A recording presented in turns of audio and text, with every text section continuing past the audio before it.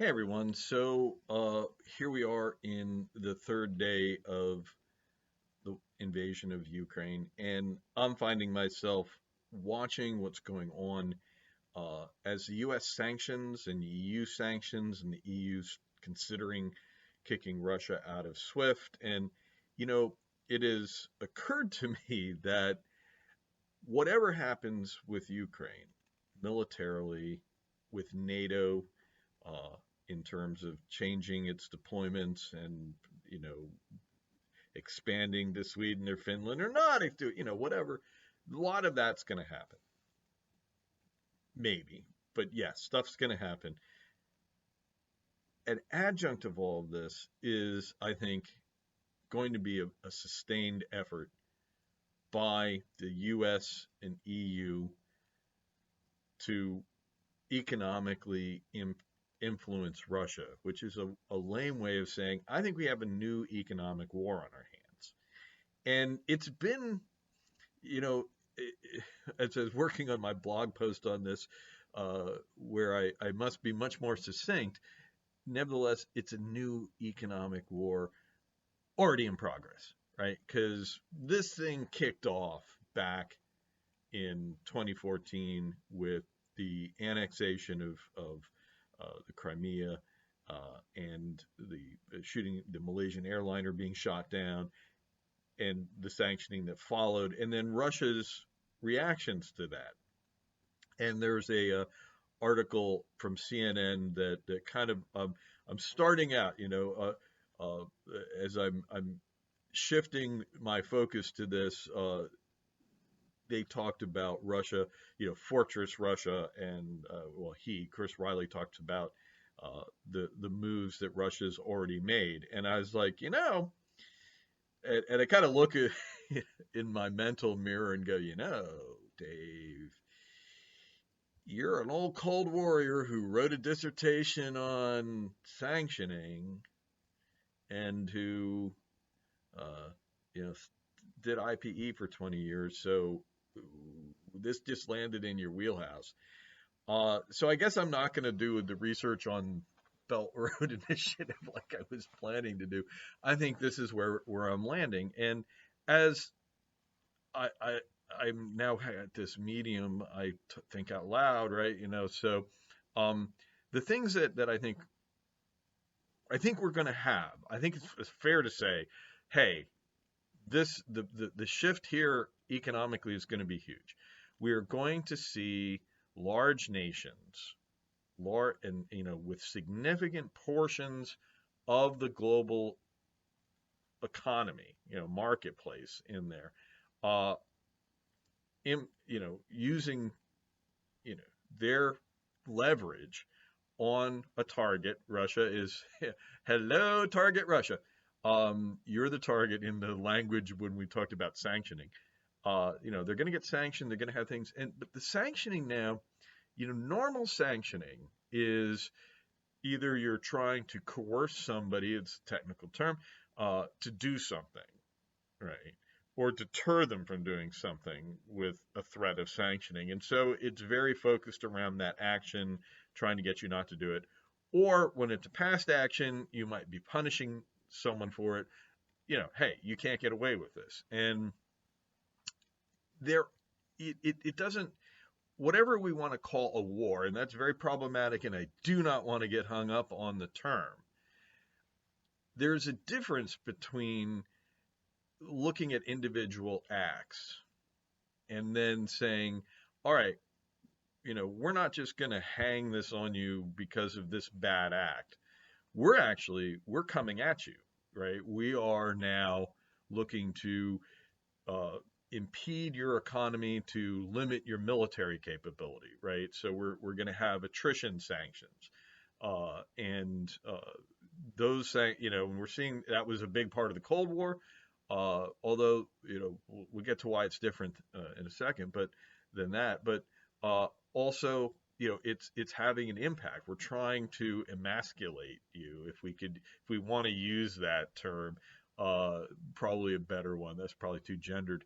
We're trying to degrade your capacities, and that's different. Also, we're trying to perhaps immiserate. See, that we can use. That's probably more where I was going. Uh, we're going to immiserate you, uh, possibly to get regime change, right? And so that is part of the, kind of a counter value strategy, right?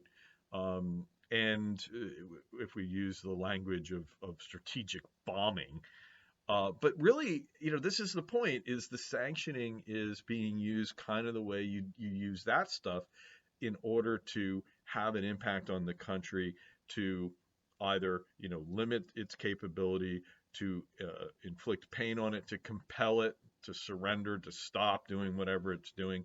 Slight difference between compellence and deterrence, but also regime change, right?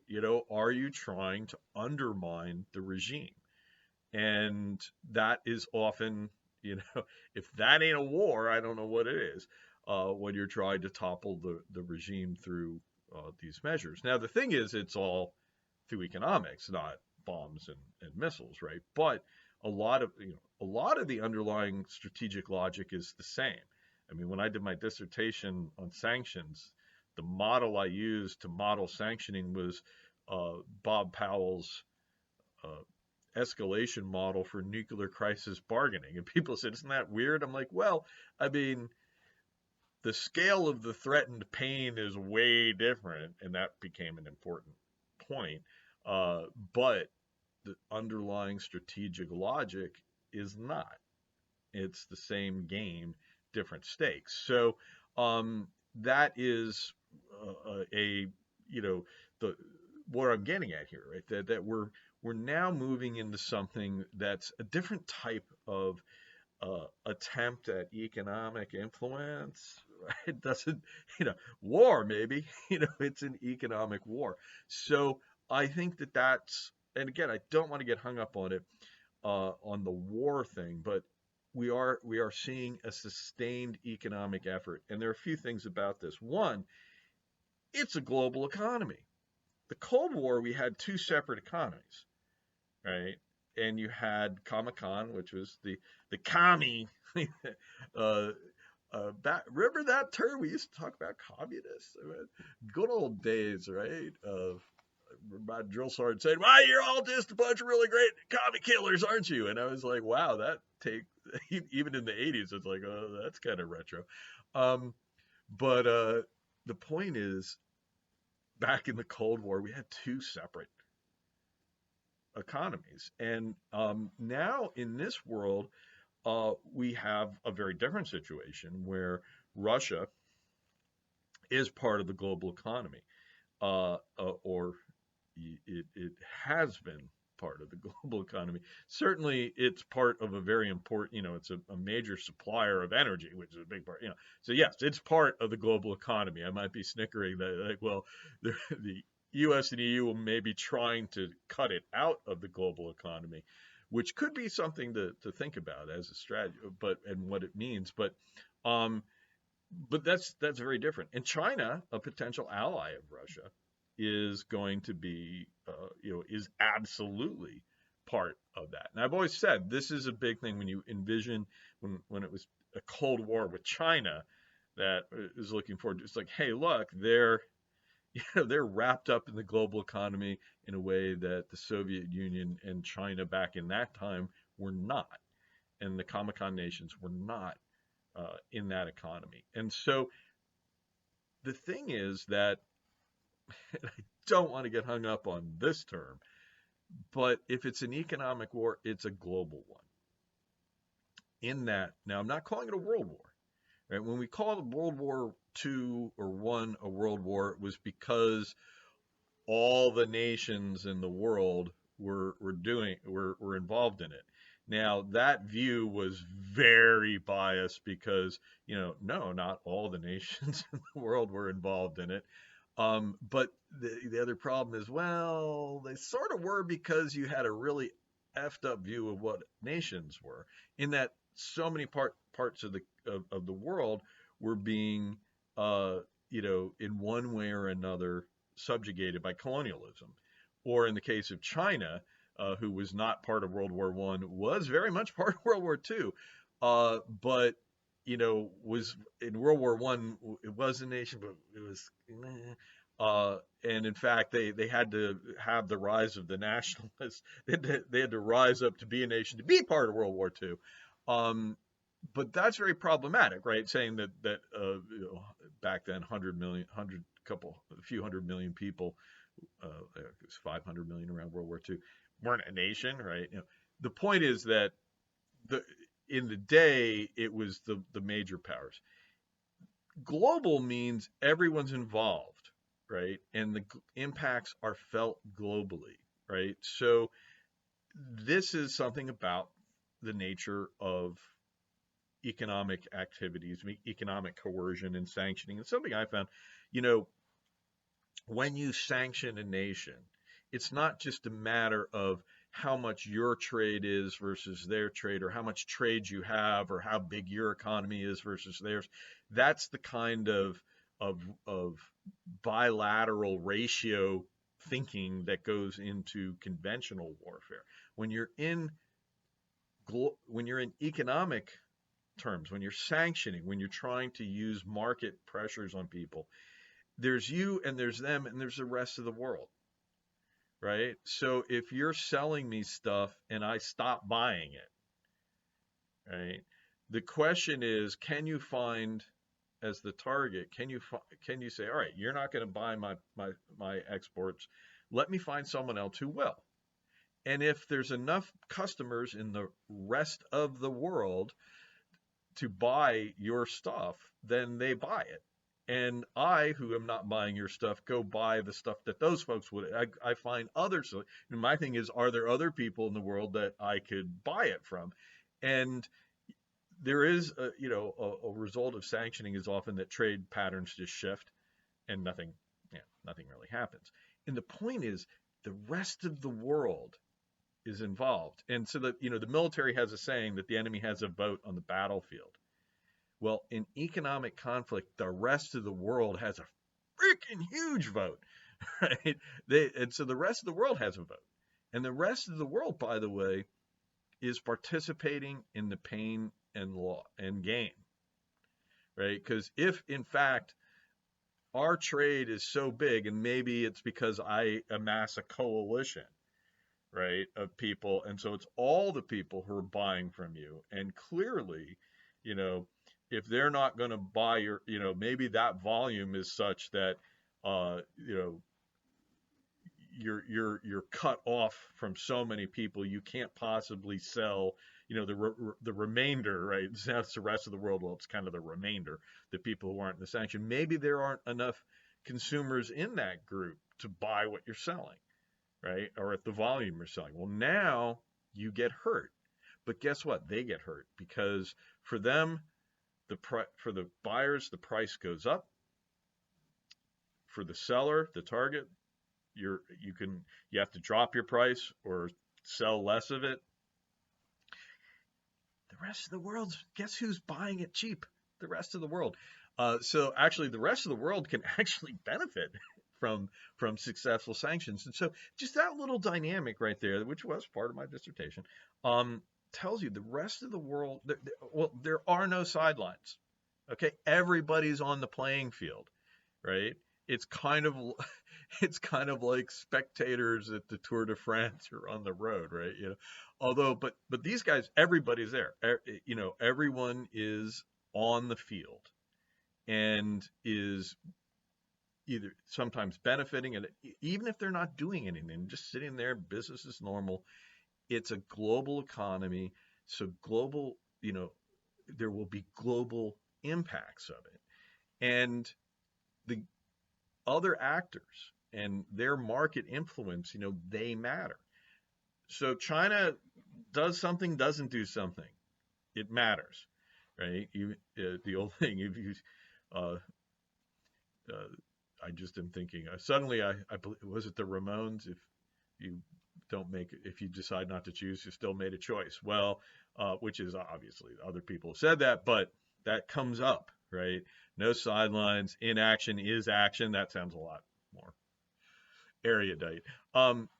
point though is in all of this is that we're going to see a lot of different things. And another thing that we may be using sanctions for, as I mentioned, is undermining the regime. And certainly this fortress economy idea comes up. Well, what's it take to undermine a regime? And that's something that honestly, when I was looking at sanctions in the 90s, right?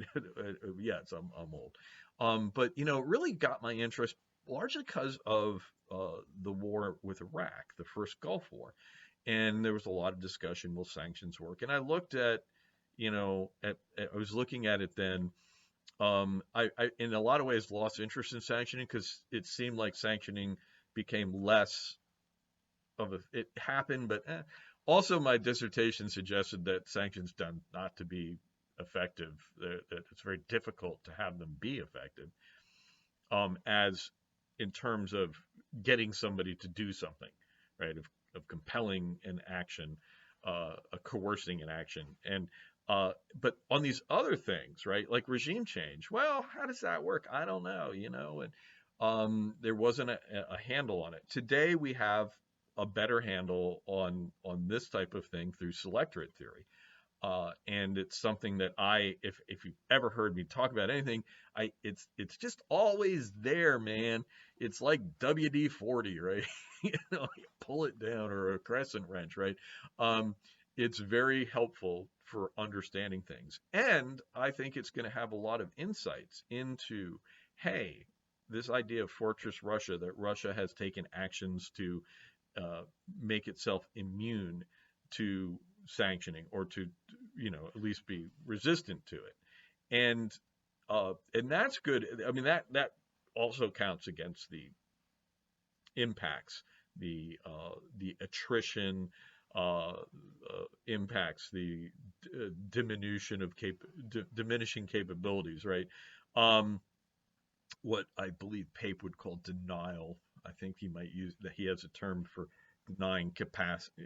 Strategic bombing, you can do a denial strategy where you're trying to take a capability away from your opponent, right? So that would fit in that.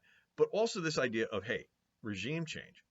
Well, the selectorate theory tells us how people survive. And so I definitely am starting to say, all right, how do we apply this? How can we use this to analyze what Russia's been doing? And specifically, that theory says that uh, a leader of a small coalition regime, which is what Putin's got, uh, stays in power by keeping private benefits flowing to his supporters. And the size of the economy isn't important. And we see people survive in countries like Zimbabwe, that their economy just collapsed from the Rhodesian levels it was at. We see dictators in very poor countries, but they're able to stay in power um, by making sure that they only rely on a small coalition of supporters, and they keep the private benefits flowing to those guys.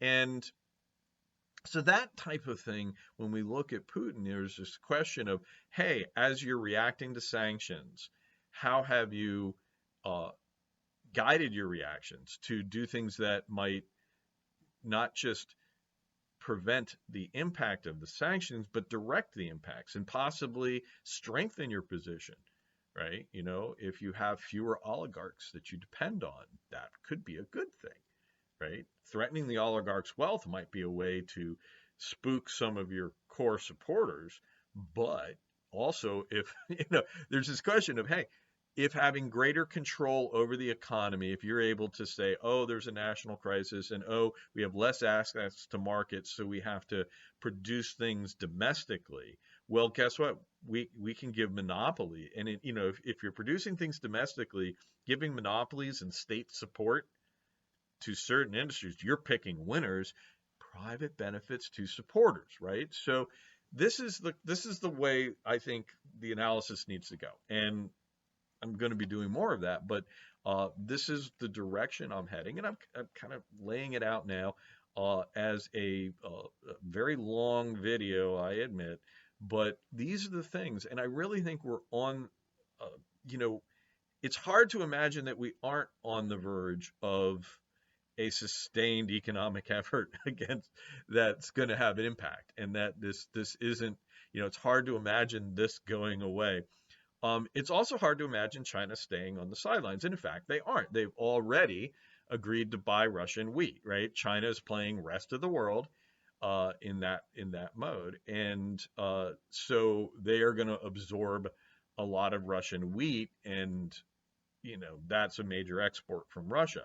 And so there we go. China's already playing a role and is, potentially going to get cheaper wheat, or they're just getting wheat from Russia. It'll be interesting to see how that goes. But that's another point, and it's going to all play out, right? And so I think this is the analysis, and so I'm going to be focusing on my blog and in things like this a lot more on this topic. So there's the background. Sorry to take 20 minutes to do it, but there's a lot of stuff that I think going forward uh, want to look at in particular. This, like I say, this question of what are the goals? Because there are a lot of goals that these economic activities can have, and each of those goals might have a different underlying strategic situation or game under it, underlying it. And then how are they working, right? And how are the actions working towards those goals? And definitely the counteractions, right? Looking at the response to sanctions within Russia, um, and how they're going to be dodging, and is Putin going to be able to translate these sanctions into means of uh, shrinking his coalition and getting better control over resources, and is he going to be able to keep the private benefits flowing to his supporters, and in the way, and like I say, we have now a tool in our toolbox to use on that in terms of selectorate theory. So uh, there's this is, like I say, this is in my wheelhouse, and so I think I'm starting with all of what I do online and what I do for research on a new project, and I'm including folks in it. So you're welcome. No, but thank you if you've listened to all this. It helps me to get these things out, but also, like I say, it's going to be a running commentary on this. I think in the I hate to say it, but I think years ahead, because I don't see this stopping. It's been going on since 2014 already, right? So welcome to the new economic war.